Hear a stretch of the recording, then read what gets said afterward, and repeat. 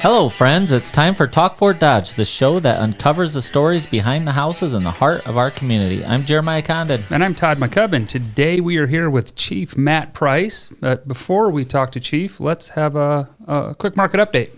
Market update. The market's taken off. It's weird. Lots of new listings. Mm-hmm. Things are crazier than it's been in the last year and a half, 2 years. Lots of pending sales. Yep. I think it's going to be a good summer. I'm excited. I think it's really picking up. And I'm just going to jump right to our new featured house, which maybe we shouldn't even had this because it went on the market today and we had an offer 1 hour ago. Oh. That's the kind of market we are in. And it's an acreage. Or it's not an acreage, it's in Savage Edition. Yep, it's in Savage. It's 20389 230th Street. This gentleman bought it, or this couple bought it back in, I think, 2017. And it was just a small ranch-style home. They completely redid it and then added a big addition off the back. So now it's 1,750 square feet with an attached garage, 4 bedrooms, and then the basement's just a very clean, wide open, painted floor, painted walls. We've talked about that before. I would rather have an unfinished basement when I'm looking at a house because I can see the walls. I can see if there's cracks. I can see, step cracks in the corner. You can see what the windows look like. Mm-hmm. So I kind of like that. And it gives you a little option later that if you do want to finish the basement, you can add some square footage. Yeah. So $219,900, and by the time this airs, it might not be available, but who knows? It ain't come together yet. So call Todd today to go look at it. And then I got some tips, trends, myths. Okay. I just shoot right past that one. That was a silly thing to say. Some trends and myths. I think it's funny. And now that it's spring, list your house. But everybody says wait till the spring to list your house. It is spring. It is spring, so do it. But we've talked about this a number of times. But we broke it down a couple years ago where we did the lowest month, I believe, was January, and the highest month was like June or July. Yep. And the lowest month was 7% of the sales. Yep. The highest month was 11%. There's only 4% difference. So when's the best time to list? Whenever you have to. Now. Yep. The day you need to. All right. Failing to market your house in separate ways. And then it went on and said, hire an agent who likes to try different methods. I love that. So we do. Because that's the first thing I say. Don't just go get someone who just throws it in the MLS and one Facebook post. And you got to try different things. Yeah. You can keep it up there and talk about it and have those discussions. Throw some open houses. Mistake visiting the house only one time. When you go to put an offer in, you need to go look at that house that second time. Yep. For a lot of different reasons. And I learned that in my second year in real estate. Somebody bought a house and never went through with inspections and then went there for the final walkthrough, walked in and all the furniture was gone, everything was gone. And she goes, oh my gosh, I don't like the vibe. I don't like it.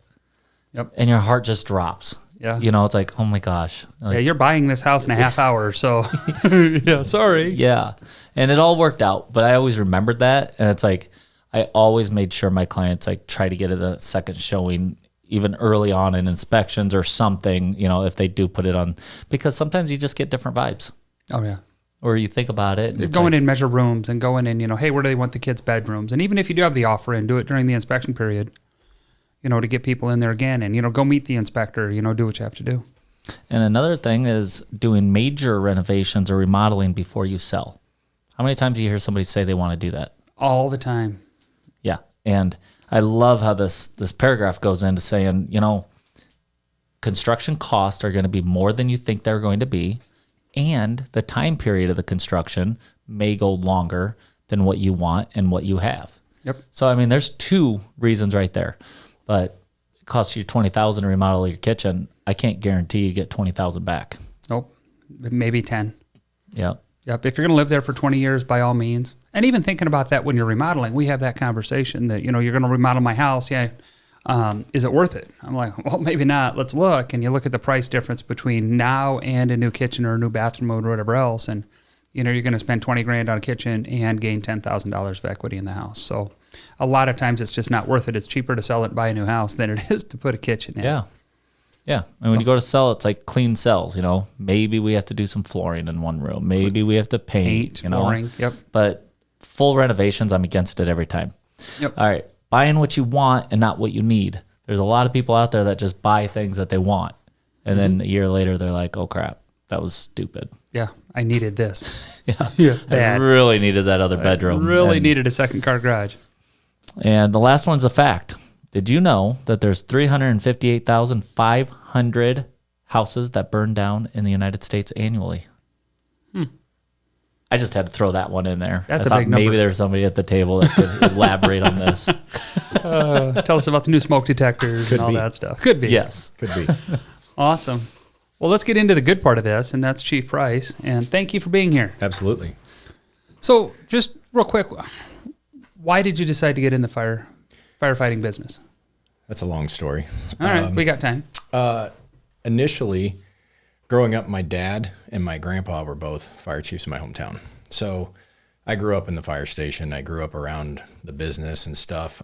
It was a volunteer station, but Where was that at? Dallas Center, Iowa. Okay. So I'm from Iowa originally. And so I was around it my whole life. I got to do a lot of stuff. Being it was volunteer, small town Iowa, I was able to do go to the station, help my dad, help the guys do stuff. I remember going to calls, sitting in the front of his truck and stuff. So I kind of went through that as a kid. And then as I got older, I didn't necessarily intend to be a firefighter.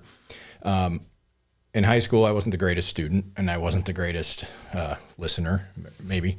Right there, bud. I'm right there with you. You got three people at the table there.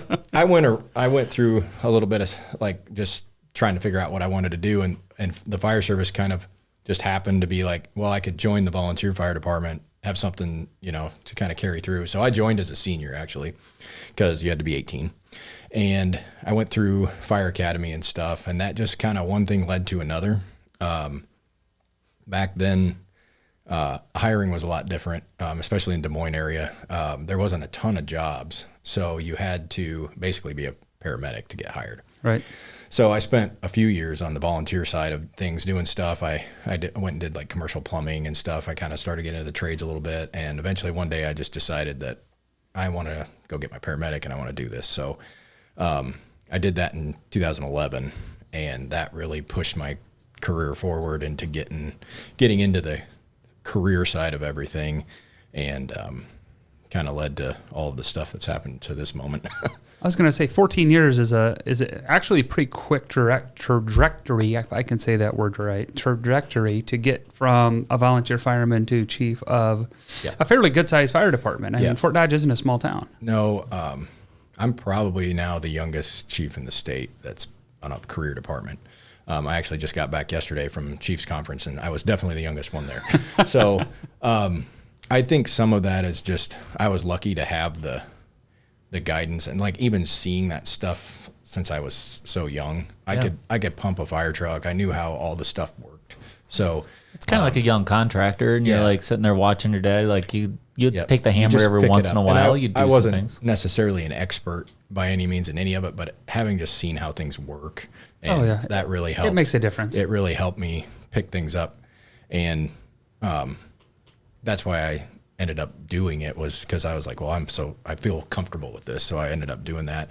Part of it too was seeing them and the reward that they got from serving and all that stuff from the community side. I mean, we couldn't go anywhere in town. Everybody knew who they were, even good and bad for me sometimes, so.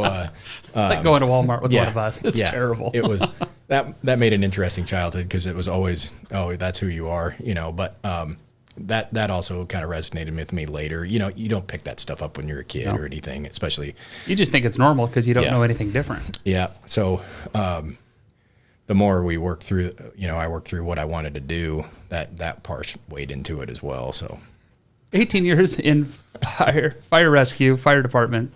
What moments have been most pivotal in leading you to where you are today?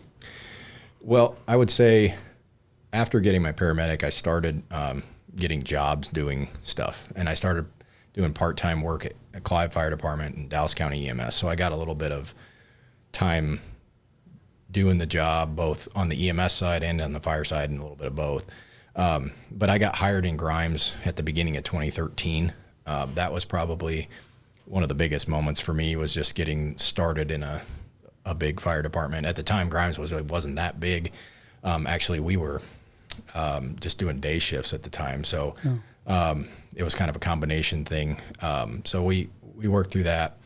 The next step in my career was Johnson and Grimes merged in 2016. And that was a big, no one's ever done that before, or still to this day hasn't done it in Iowa. So, so what's that mean? That mean there's two fire stations that do, or one fire group that does both towns? Yeah. So at the time they did it's called a 2080 agreement, and they essentially made a formula for both cities to go off of for their fire protection. So they just combined, took all the resources, dumped it into a big bucket, and then based on the formula, we would do everything. So we had the same chief, and then all of a sudden we started combining things. We used to have 2 sets of officers and 2 sets of payroll and 2 sets of everything, and it's slowly, and even after I've left, they've even continued to continue putting it together. So I guess there's certain things like pump trucks or, even equipment that you don't have to have double of. It does. It comes with its own challenges, but it does save a lot of money doing it that way.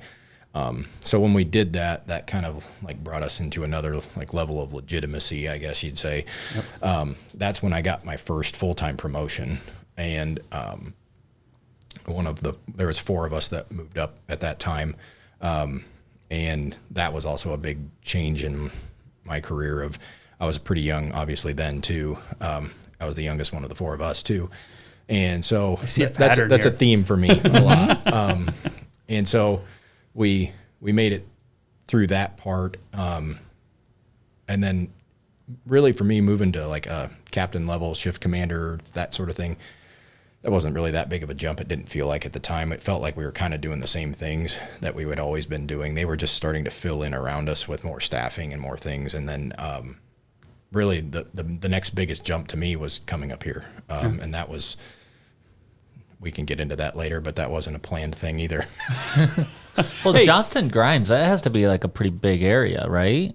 It's fairly comparable to here. Okay. I think Johnston's 35,000, and Grimes keeps growing. Obviously, Grimes is growing like crazy. At the time, they were 12,000 people, so it was pretty similar size. So last year or 2 years ago now, I did the Fort Dodge leadership class, and we went to the fire department and learned a whole bunch of things. Yep. That was really intriguing, and I never realized the EMS side of things and all the other things that you guys do. It's not like you just fight fires. I mean, it's kind of a big deal. It's really, firefighting is probably 20% of what we do. EMS is the land share of what we do. But we also do confined space, water rescue, ice rescue, vehicle extrication. We do airport stuff for the airport. We're into everything. It seems like.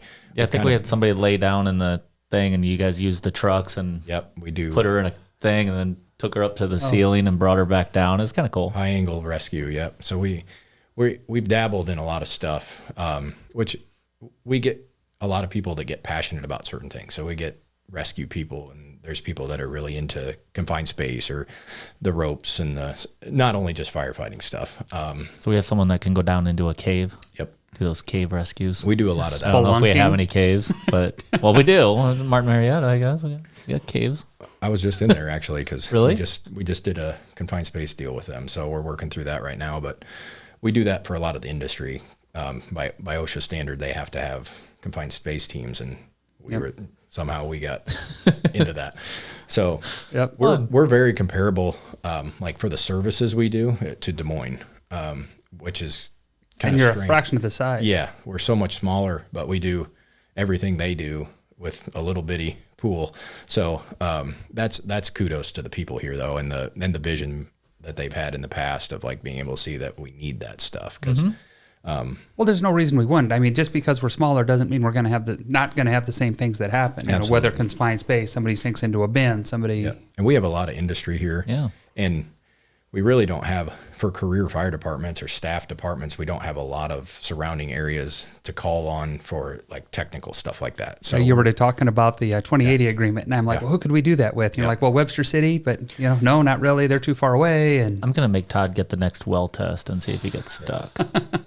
Awesome. Thanks. Then I know who to call. Yeah, exactly. We've even gone so far as right over here on North 9th and First Avenue North. I think it was last fall, we sent one of our guys in to help clean out the sewer just because it was a confined space thing and Public Works needed it. And we're like, well, yeah, what do you want them to do? Well, they're in there. I mean, we don't know what it is, but we'll help you out. We can Take go in this there. little bolt. Put a radio in my ear and tell me what to do. So we did that just to help out. But that's, the skills come in handy a lot with that kind of thing. That's a good point. You don't really get to do it that often. So when you have those little chances to get in confined spaces and do that. Luckily, right before that, we had some retired Phoenix people and some outside instructors come in and do confined space class with us and do some re-awareness and recertification and stuff. That's the other side of all that stuff is we have to keep up all the certifications and the training on all that, which takes a lot of time and effort on our part of keeping everything straight. So we spend a lot of time doing that stuff. So just silly question. I was talking to somebody the other day, talked about firefighters and how they, it always has historically been, you start as a volunteer, then you get on station full time. With the new countywide where it's going to be services, there's still going to be chances for volunteer fire people, or how, and if that disappears, how do you think that it's going to change being hired as a firefighter? I think I don't think the volunteer side will go away. I think probably what it'll be in the future is more supplemental as it kind of progresses. That's kind of the natural progression I've seen, like from the Des Moines metro areas. You look back in the 20 years ago, even most of the suburbs were just combination part-time people. And then they kind of evolved into a little bit of coverage during the day when everybody was working. And then pretty soon it just kind of inched its way. But I don't see that, especially here in Webster County, I don't see that ever disappearing. You got some pretty cool fire department. Badger Fire Department, Luke, they do a great job. Gowrie, I know, has a really active fire department. Overall, our county is pretty active. It's just everyone's aging and trying to replace and keep the numbers up because, like I was just saying, training requirements and certifications and stuff just keeps getting harder and harder. And more expensive. So getting people to pay for their own way through stuff like that and spend the time to do it and everything is just getting harder for them to do. I mean, we've switched our hiring model to hiring people without certifications now, just because we're looking for a good human that we can train rather than, somebody with all the stuff. Cause you'd look a long time nowadays to try to find a firefighter paramedic that you could hire. Yeah. Just straight off the street without giving them something that you need. Yep. Yeah. And you want somebody who's going to work with the team. And sometimes that gives you the flexibility to say, hey, you'll do great with everybody else we have. So, yep. And that's what we look for when we're hiring people is can they develop into what we're looking for and will they be able to take the team environment? We live with each other. So sometimes that can be interesting. And sometimes if they're like a good cook, that could come into play. Like skills. We want skills. Not necessarally firefighting skills, but if you've got good, what kind of sauces do you make? A really good chili. Yeah. Or can you work on stuff, or can you, what can you do? How well do you polish vehicles? It's got to look clean. Wax on, wax off. Very specific skill set we're looking for. How often do you wash the trucks? Every day. Okay. Basically every day. If it's a crappy day outside or something, they may skip it, obviously. Because if it's a crappy day, do you guys sit around and watch Backdraft? Only some days. That's our training. Greatest movie of all time. Yeah, that's what we call in-service training. It's like school. Remember the teacher would come out with the VCR or the TV on that stand that's way too heavy? This is going to be a good day. Robert De Niro shows up with his lighter fluid and a match. We'll show you how this is done. Doorway. Yep. So coming to Fort Dodge, it sounds like you have somebody that kind of drew you here. Can you tell us about that? Sort of. Okay. So like I said, it never was in the plan. And I'll name drop a couple people because this is kind of how this happened. So my wife, one of her good friends from high school, her brother is on the fire department, Devin Schuster. And so shout out Devin. We were talking a bunch of times at like kids' birthday parties and stuff, and he started about 10 years after me. So we'd always kind of talk and do different things. And one day he's like, hey, this position's going to startup, we're starting to look for this. And I just was like, oh yeah, sure. And we kind of went about our business, and then he started texting me. So I call him a salesman, but he's very the recruiter. Yes. He's very persuasive. So we start working through, start asking questions, because I was interested, I guess. I was curious. And, that one thing led to another. That led to me coming up here and doing a station tour, which then led me into Chief Hergenrader's office, somehow talking through a bunch of stuff, like a pre-interview, accidentally. And then that wasn't set up ahead of time. No, it was not. There was no plan. And then I ended up coming back later, and we did some more talking. That ended up with us exchanging phone numbers and started talking and stuff. And I was at the point where I was ready. I knew I wasn't going to retire from Johnston Grimes probably. So I was starting to look at other things and seeing what was out there. And this just kind of fell there. Well, I don't think my wife ever planned on moving back here necessarily, but then we started talking about stuff and well, what does it look like? How does it work? All the details and things of, real estate and different stuff that we would have to do. And it all just kind of fell in line of how it was going to work. And so, and on Halloween of 22, we officially came up here, and I started driving back and forth for a while because we weren't even prepared to move yet or anything. So I drove back and forth because we were living in west of Adel on an acreage. So it was only an hour and 20 minutes or so. So it wasn't terrible driving back and forth for a while. You can live with it for a while, but it's not a permanent thing. No. And luckily I just stayed with my in-laws, so I'm sure they were ready for me to get a house at some point. But we did that for a little bit, and that let me have a little bit of a soft start too of trying to figure things out. And so we moved up here that December and finally settled in. So yeah. 3 hours in a car, you can listen to some pretty good podcast. Yep. Yeah. I enjoy that. A lot of people, I don't know, I've been called a closet intellectual or whatever. I like to listen to leadership stuff and psychology stuff. And that's why I got into podcasts so much. So that definitely was my podcast time. There you go. Yeah, you can listen to a lot. Yep. That's, and it's kind of glad you don't have, or kind of nice you don't have to drive an hour and 20 minutes every day. That's very nice now. I sit in my office and listen to this as I'm doing other things. Yes. Yep. Absolutely. And with the job now, I still try to go to as many fires as I can. I still try to go to stuff or go back to the station a lot. So being close is important. I think, I can be right there whenever I need to be or want to be and not have to drive for 15 minutes or so. So what aspects of Fort Dodge do your family appreciate the most now? Now that you're all settled, what do you guys do? Well, part of it was just coming back to people we knew and family too. We have 3 young kids. So I have a 4-year-old and a 2-month-old. Ooh, so fun. Just having people to let the kids run with and play and stuff like that. That was great. Coming back for that. And then we're boaters. So we go to Twin Lakes a lot, or even Lake Cornelia. So that was nice to be close to a body of water. We used to go to Saylorville a lot, and that place is a zoo. So it's so overrun. It's terrible. Yeah. So this is much more my speed. Especially I can now. cover the whole lake in 10 minutes and nobody else is there. Well, on the 4th, I go to Little Wall Lake where they have 6 boats on it, and you can do the whole lake in about 47 seconds. So good enough. So I don't want you to go over there because then there'll be 6 boats, and it's a little crowded. Yeah. Be too rough.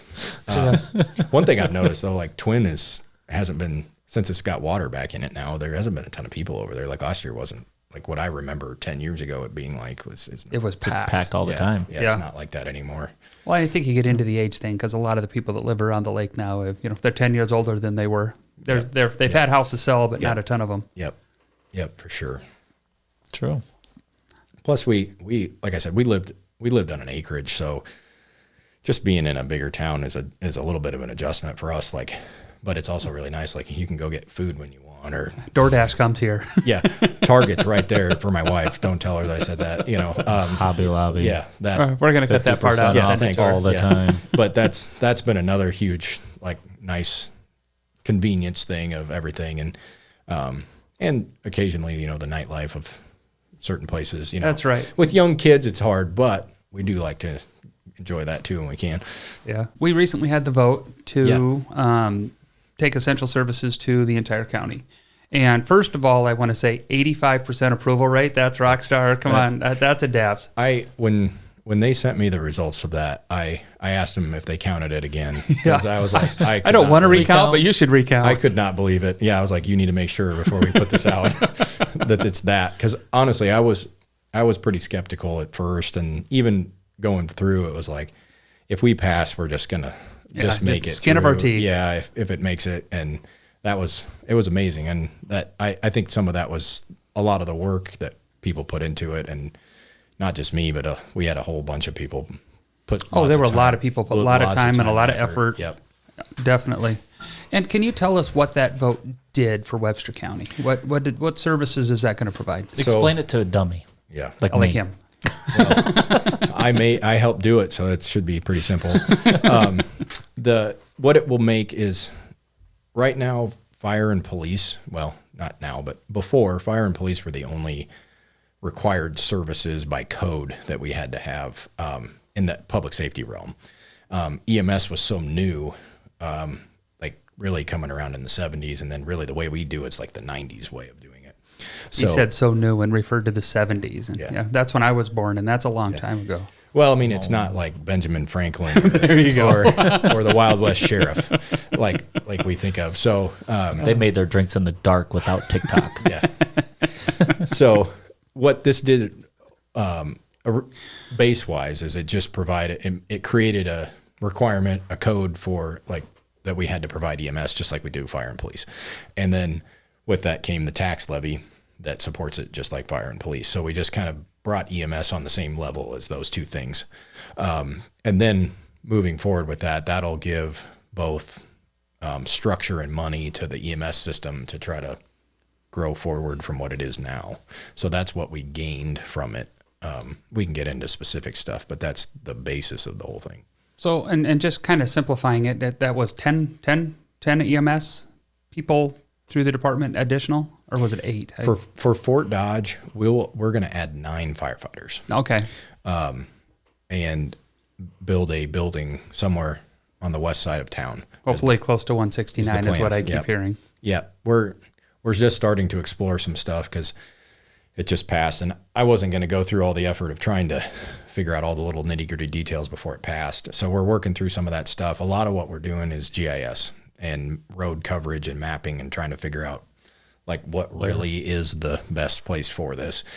I know there's been a lot of talk around here for 25 years about building one over there. So yep. We're just trying to figure out what's available, what we can do, how it all works. Can we repurpose a building? Can we do something, what's available in that realm? How does all that come together? Are there companies that help with that? Because I know when we were looking at different locations in town for like Fort Frenzy and stuff like that, we actually had a company that said, if you put it right here, there are this many people within 5 minutes, this many people within 10 minutes.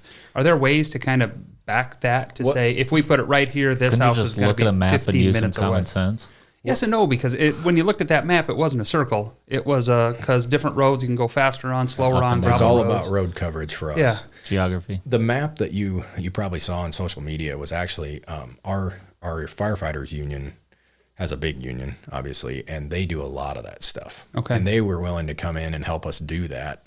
I don't know what sort of backdoor deals that our guys had to do to make that happen, but they were willing to do that. So that's where a lot of our data came from was the big IAFF came out and said, here's, we'll just give you some ideas of what you probably would be able to cover.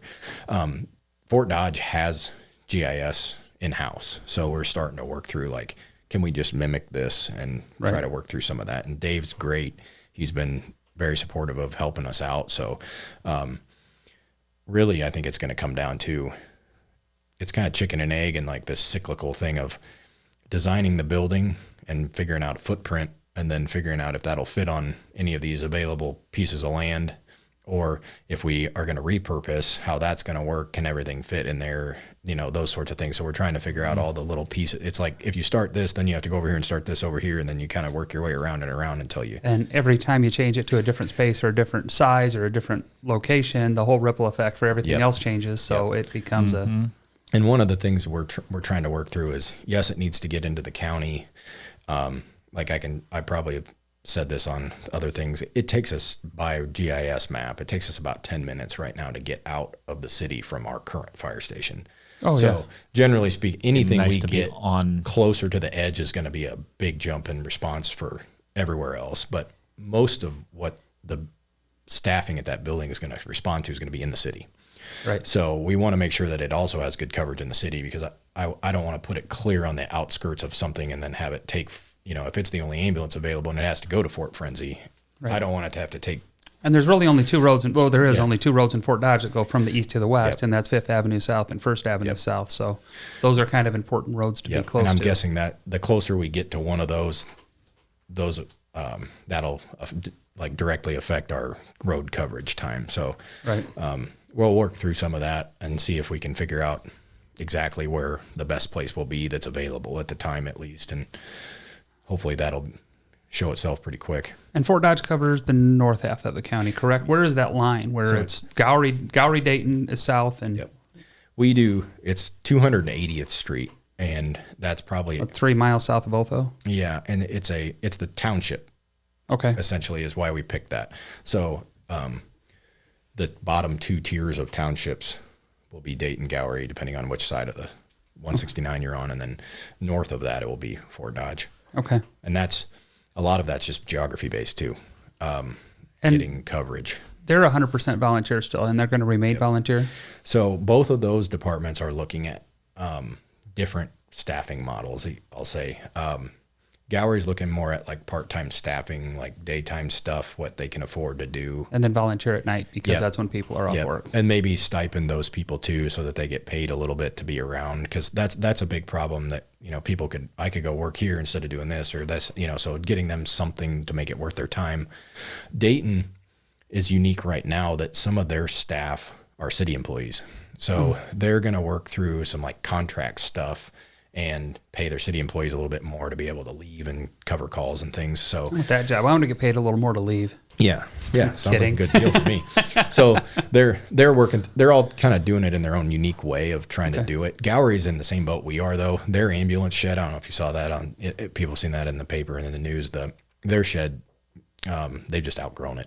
Yeah. So they need to, if they want to do any sort of staffing or build a new ambulance or anything like that, they'll have to get their shed built, just like we need space. And we've all noticed ambulances have got bigger over the years. It's They are. kind of, I look back when you're a kid and gigantic. you watch those 80s shows, Yeah. Dukes of Hazzard, it's just little. It's not And a now you hearse. look at them, they're huge. Yeah. And we transitioned over the years. I mean, it used to be a hearse basically, or a vet, Yep. and then the vans came around, and now everything's on a truck chassis, and that's kind of what has stayed pretty steady for quite a while. But there's even some that are on like big Freightliner chassis and stuff. So there's places that run. Like running an RV through town. Yeah. And I'm like, I don't know how you turn that thing around or fit it into anywhere, but I guess I'm sure Is it just the amount of equipment that you have to have, or Yeah. amount of stuff? Yeah. So for us with the ALS, the advanced life support stuff, we carry, I mean, it's a giant toolbox, really. It's like a mobile ER sort of, like you have to meet the requirements. And then if it's in your scope of practice and you don't have it or do it, then if something happens to somebody, then they're like, well, why don't you have this? Or why don't you do this? Or why don't you do that? And then, so there's a lot of like, you try to offer as much as you can. I will say our EMS is very progressive. We have a great medical director and great EMS supervisor that have really pushed it forward. We still have people that have worked at Lifelight and stuff. So we get a lot of cross-trained How ideas does and Lifeline stuff. work into that? Is that just, that's There's- the hospitals, right? Yep, they're separate. They're a Unity Point system. How big would the levy be to get her on helicopter? Because that'd be Oh, cool. boy. I want to ride. I don't even know. Just kidding. Well, I'm wanna sitting here. know. I'm going off script here, but drones, like that'd be cool. We have so many questions in other interviews about technology. I was going to bring that up too. Yeah. Yes. How's technology changing all this? More expensive. Is there anything like cool little gadgets and toys that we don't yeah. know about? So one thing we're working on right now, just for an instance, even in my short time in the fire service, we used to have a map book, and you got the dispatch on a radio or whatever, and that's what you got. You figured out where you were going, and you listened to it, and you knew like 3 sentences and where it was. And you had to figure that out yourself or know where it was. We're working through right now, putting computers in all the apparatus so that they'll be connected to dispatch. So much, I don't know if anybody's seen the inside of a police car that we have right now. They have computers. It's the same system, but we're going to doing something like that where all of the information on the dispatch will be right in front of you. The map will be right in front of you. If there's let's take this road to this road to this road. This is your fastest route. Here's the pre-plan for the building. Here's where the nearest fire hydrant is. Here's all the stuff, it's like right in front of you, where like right now we have an app on our phone that we've been doing it with. But before that, you just had to know that stuff. So, and I suppose with GIS, all that stuff's fairly accurate. Yep. Yeah. I remember when GIS started, it wasn't accurate. Now it's that makes sense. It's like, I guess in a small community, it's almost easier because the fire hydrant's there. You all learn, you go there and you check it out. But in a bigger city and stuff, it's like you don't know exactly what side of the road that might be on, and then you're pulling in, and I couldn't imagine having to back a big truck out. You'd probably lose time just trying to get the truck in the right position. Go down the wrong road. Yeah, and even knowing like we have all kinds of water supply stuff going on all the time, whether they're fixing mains or doing this and that. And knowing that this hydrant's out of service, and like I said, our GIS is in-house now. So we're doing stuff like where it's live, like every 24 hours it's updated.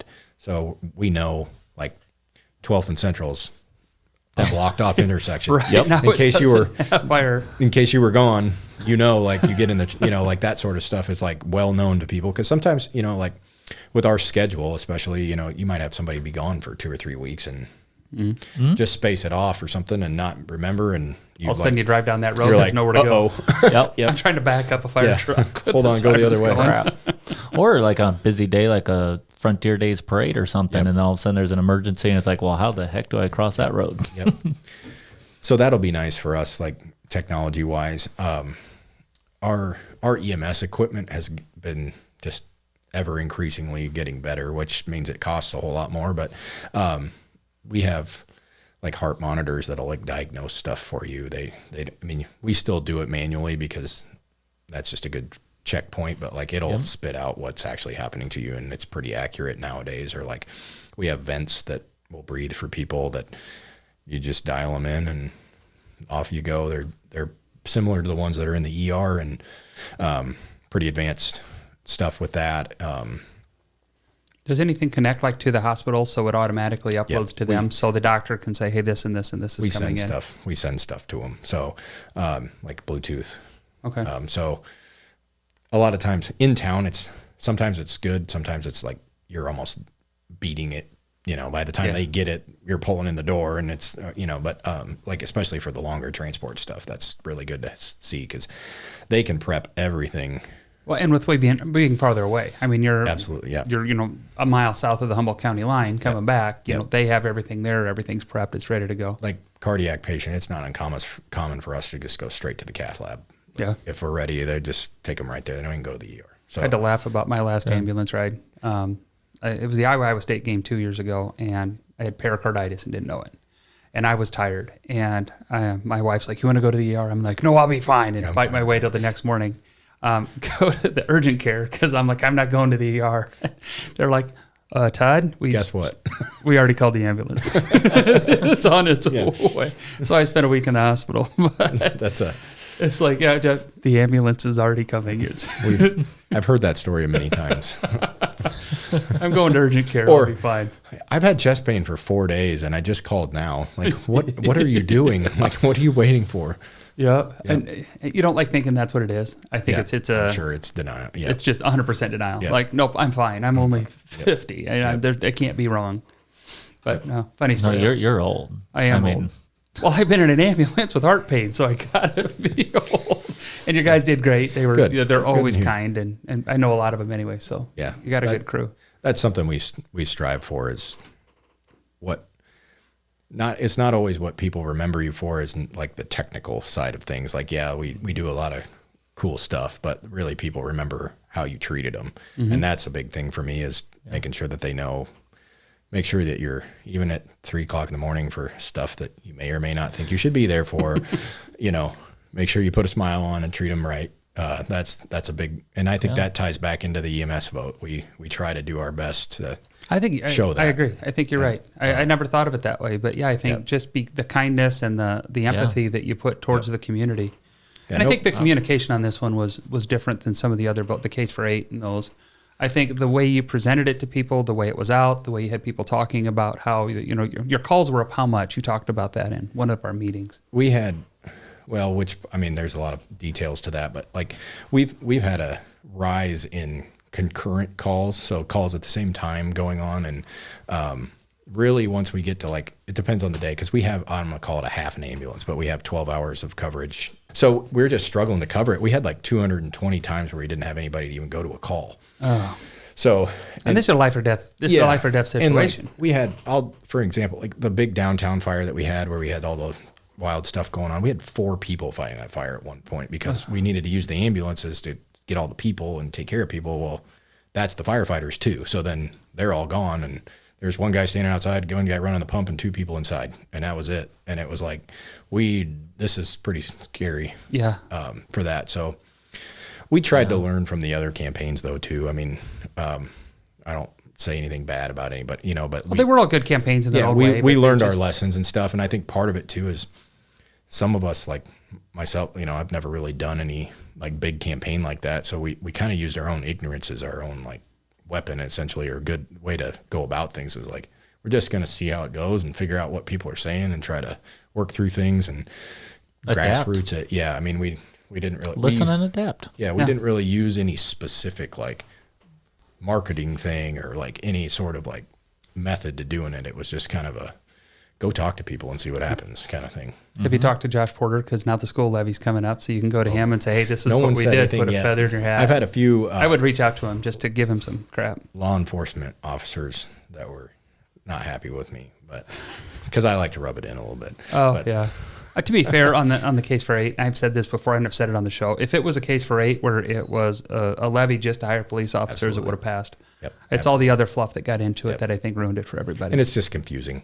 Yeah. We saw that when we started looking at stuff for other campaign, other votes for EMS specifically. It was that was a lot of the stuff. There was people doing all kinds of complicated stuff or what, and it's that's not the intention. Yep. We're just trying to get people to go on calls, and we just need, this is what we're going to do with the money. That's really all it was supposed to ever be. Yeah. Keep it. If 4 people have a heart attack at the same time, we want to service all 4 of them. Yeah. And somebody should also provide an ambulance out in the county. That'd probably be a good idea. Yeah. Well, if you're at Unkies and Thor and something happens, you want to have somebody show up. Well, and that's what I was afraid. Even Highway 20. There's so many people going back and forth on that, and it's you're going to be in no man's land for that. So our people were calling it the death zone without the ambulance, but that's So should we be worried when we're in other counties on Highway 20? No, I think our neighbors, Hamilton just passed it. Okay. The November before we did, so just 6 months ago or so. So I can drive to Webster City on the motorcycle. You're safe. Wright County has it. Pocahontas County has it. Humboldt doesn't have it, but they've got a pretty robust ambulance system anyways. So they do. Yep. You don't have to worry. Your car just drives yourself, doesn't it? 2 of the 3. And I'm a perfect driver, so. That's the other one. You should follow him home. It's the other ones you have to worry about. So as fire chief, new job, it's kind of like you took a promotion, but you're still doing your own job because they're not replacing the assistant position. Yeah, correct? I still wear my assistant chief stuff sometimes just so I can be my alter ego. And that's what I tell people. I'm the guy doing all the real work. That way, if somebody comes in and asks for the chief, I'm be like, I'll go find him. That's been interesting. I had some meetings with the staff and stuff. I'm like, just remember, I've never been a fire chief before. So, have a little grace with me. I'm going to try to help you guys as much as I can too, because I also was just one of you not that long ago, but we're all on this little bit of a journey together. So, having both jobs now is, the last month, it's going to be difficult, I think, moving forward a little bit. We're just going to have to learn to manage through some stuff, delegate some stuff. And there might be stuff that we just administratively we can't do anymore because it's just... Well, you got to do billing and stuff like that. Is that something that's not something the assistant did, but that's still administrative and there's a lot that goes into the behind the scenes, the payrolls, the policies, all the stuff that's no fun for anybody else to do. And plus there's meetings upon meetings upon meetings to go to and things. So it's just going to be a time management thing, I think, and working through it. It's funny. Steve and I were talking about it before he left and stuff, and he's like, that job has come and gone so many times. Like it's been a kind of it leaves and then it comes back, and it leaves and it comes back. So once we find some money, we'll get you an assistant again. But I maybe foresee it coming back eventually. I think if we can afford it, because Frank, we're going to be with the new EMS thing. I think we're probably going to be the biggest city department, and I'll be running it all by myself essentially. So that'll be. Hopefully they'll give me some help. Give you some help. Hopefully, send somebody over. Yeah, I'll take anybody. Take anybody. So, do you have any goals in the next coming years? And that's one. Yeah, EMS is going to dominate a lot of my time for a little. It's already starting to. But we still have to focus on, like we talked about at the beginning. We have so many of the other things that we do, and I remind everybody this a lot. It still says fire department on the door, so make sure we don't forget how to fight fires and do that stuff too. That's a big. It's not as common of an occurrence, but it's a big event when it happens. And for some reason, this city, we go to a lot of them comparatively to other places. So we have to stay up on that stuff and keep it fresh. So training's a big thing to me. That's what I did. In Johnston, originally I was the training officer for a long time. I took over EMS because that was what the department needed me to do. But training's always been my passion for stuff. So being prepared for all the stuff, that's a big goal of mine, to just keep us on the cutting edge of stuff, progress, not regress kind of thing, and move forward, and doing some just personnel development. We don't have a ton of retirements coming, but we've got some key guys that are about to walk out the door in the next few years. So making sure we're having some succession planning and just some ideas and passing along the knowledge. It's hard to, we're feeling that now with Steve leaving of 36 years, walks out the door, and you got to make sure you've hopefully sponged it all up, and you can't, but as much as and I'm sure if you have to make a phone call. Oh, sure. Yeah. But the more of those that leave, making sure we've got what we can out of those. And so that's kind of what I would like, put the effort into the people, I guess, is what I'll probably focus mostly on, and then getting the system built, because we're going to have a lot of new stuff. Another question to that. I know when we interviewed Chief Quinn, he talked about how, because Fort Dodge is so busy and does so much stuff, their officers are often recruited to other communities. Do you have that same issue with the fire department? A lot of times we'll get the younger ones that'll come from out of town somewhere, and they'll come and get some experience, and then they'll go back home. Sometimes they last quite a while, and sometimes they don't. It just depends on the situation. That sounds like college basketball. It is. It does. It's like the NIL showed up. I make that. You have a couple of your key people, but then I make that comment a lot. I feel like a college recruiter a lot, because you're constantly talking through a lot of even just the benefits of the job and how it all works, because people shift work and the pension and it's just not a conventional job compared to a lot of other places. But we do lose people occasionally to those sorts of things. We are fortunate. We don't have quite as bad of a exit as they do. A lot of times we've done a pretty good job the last couple of years of keeping our core and even being able to build on it slowly. We're doing a hiring process right now, kind of unrelated to EMS, because we just needed to replace some we had with retirement, and then had a couple people leave and stuff. So we've got just making a list and going to replace stuff, but we've got 25 applicants right now. And that's the most I've seen since I've been here. I haven't heard of anybody having 25 applicants since COVID. That want to come to Fort Dodge. Yep. Yeah. Local, over? There's a variety. There's probably a third local. A third of them are like from the area around, and then there's a third of them that are from all over the place. Just depends on, we've got Omaha and Des Moines, and we've been doing probably California. We've been doing we get lots of calls from California people. We do. We've been getting a lot of recruitment out of like the Waterloo, Cedar Falls, and Cedar Rapids area, that area of the state too, for some reason. So statistically, you just got to get them to marry somebody local so they stay here, or or we'll come back here. Yeah, a lot of times I think paramedic school is a big thing for a recruit when they come in. It's right now we're working through changing it to a 1-year program. Right, it's in the transition phase.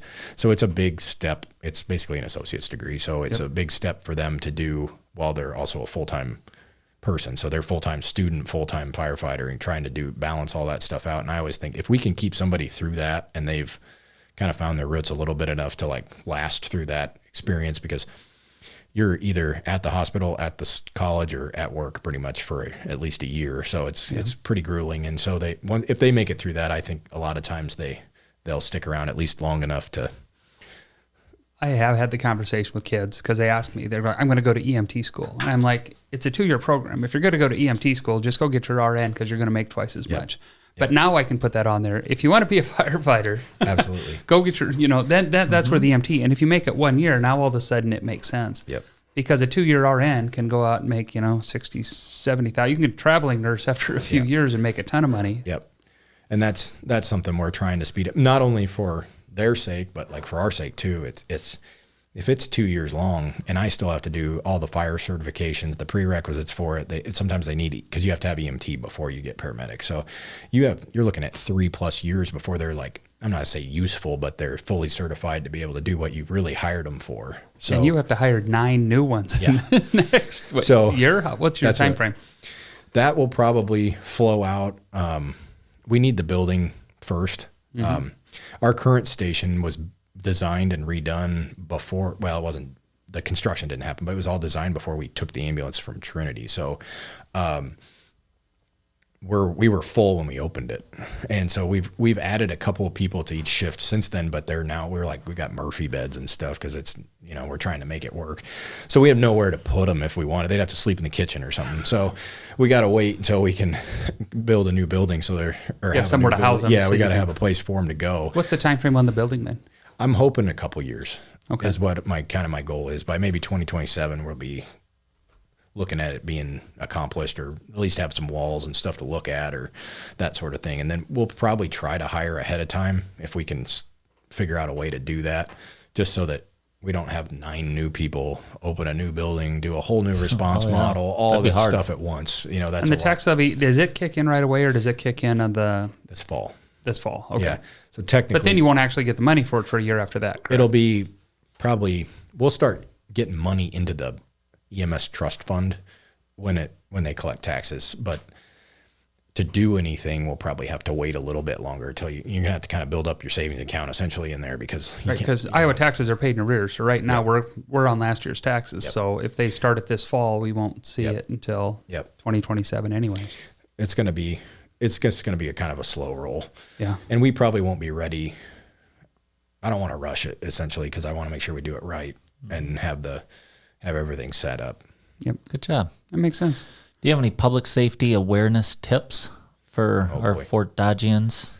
We see a lot of burning in town, and it is the only thing you can burn technically in town by the code is seasoned firewood. So a little campfire or something in your backyard. We see a lot of people still burn trash in their barrels, and we spend a lot of time dealing with that. So just for everybody's awareness, it's not okay to burn in town, and it does make issues. I think last year we had 3 house fires because of it. So, like I would tell people is make sure you've got a working smoke detector, at least on every level of your house. I know that's, sometimes it's hard to get. They're expensive now, but make sure $40. I just had to buy 8 of them. Yep. And make sure. And that was on sale. Yeah. Are those the tamper-proofed ones? It's the 10-year battery ones, because the new rental code, you have to have the 10-year battery. Yeah, because the renters take them out. Yep. So now we have to spend more money to... I have stories on that too. So yeah, another show. I'm sure. Yeah, and then we do a lot of stuff too with. I always joke about there's not a lot of E in EMS anymore. It's mostly just medic services. There's not a lot of emergencies too. So a lot of people don't realize, like, by the time you call the ambulance for what's probably not an emergency, if you're sick and just have the flu or something like that, you could just save yourself a whole lot of time and money if you just drive yourself to urgent care. Yep. So, unless you're really dying, that's another thing to consider, is just making sure that, plan ahead and have yourself, just the same with going to the ER. I could see that happen all the time, is the ER is just overwhelmed with nonsense essentially. So That's why I went to urgent care. Yeah, try to use the proper channels, because if we're helping somebody that doesn't really need an ambulance and somebody else that really does and we got to delay ourselves for them, that really affects patient care. So Yep. I wish there was a really good way to like educate the public in a really good way. It's hard on that.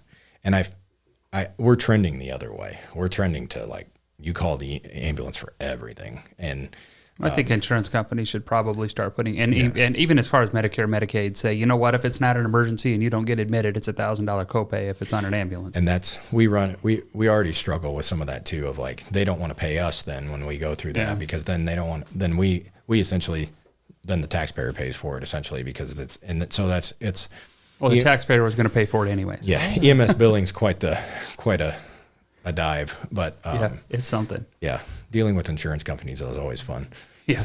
But when you're spending all your resources going to 2 emergencies that are not emergencies, and then there is one, that person, And sometimes it's hard for us to tell by dispatch picks up the phone and gets 30 seconds of information. So like you don't know either. And they do the best they can to say, absolutely. Hey, you know what, just drive yourself to urgent care, you'll be fine. They do. And liability wise, we can't do that. So then it's like you work through all this stuff and then you get there and it's a stub toe and you're like, what? Another stupid rule that was put into effect. Yep.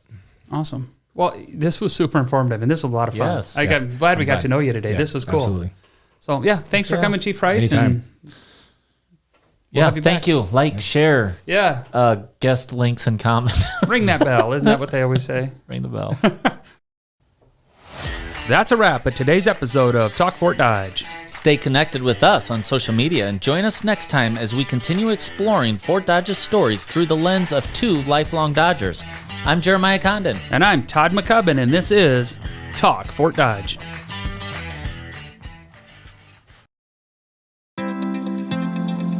This podcast is produced by Spin Market and Digital.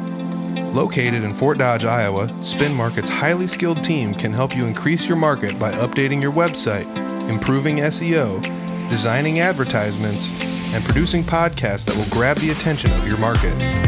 Contact Spin Market today for all your digital marketing needs at digitalagent@spinmarket.com or call us at 515-302-8026.